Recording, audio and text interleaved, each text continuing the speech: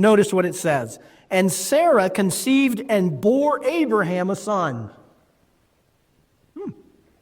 Doesn't merely say that Sarah had a son. It says Sarah conceived and bore Abraham a son in his old age at the time of which God had spoken to him.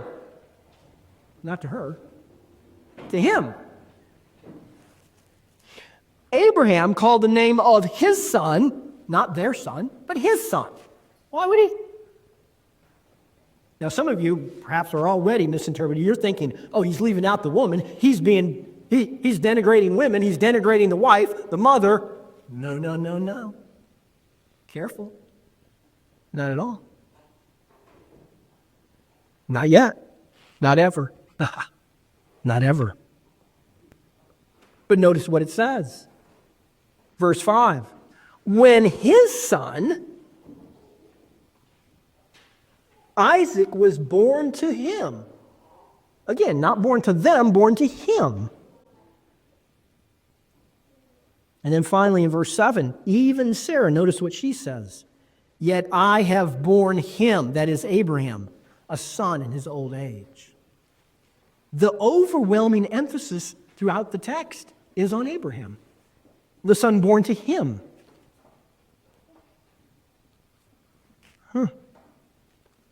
Our society hates this, just in case you haven't figured that out yet. Hates it. Rejects it. And frankly, it's why so many churches are so afraid of declaring this and properly emphasizing it. Do you know how we know we have problems with God's truth? We start to chafe and we feel a little bit... It's when one particular truth is just stated, bold starkness, and is allowed to just stand right there by itself.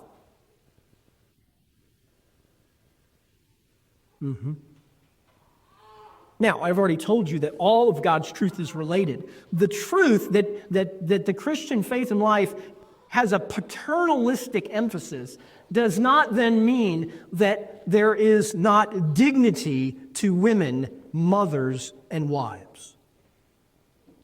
Not at all. What it highlights is where their dignity is found. In what is their dignity found? Even as it highlights where a man's dignity is found. Let's try this truth. Husbands, love your wives like Christ loved the church and gave himself up for her.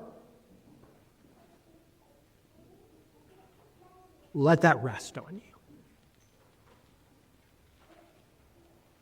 Jesus went to the cross and was crucified for his bride. That's what husbands are supposed to do for their wife. Doesn't say anything about the wife's response. That is your marching order, husbands.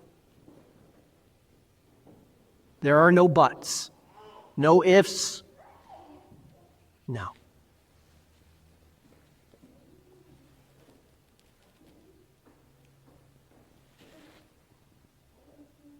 The Bible emphasizes fathers and husbands. It's right here. God created Adam first, Paul said. What does this mean? That husbands get to bark orders, that fathers get to bark orders, that they get to just, no, 1,000 times no. I've already mentioned that it means husbands have to lay down their wife for the sake of their wife.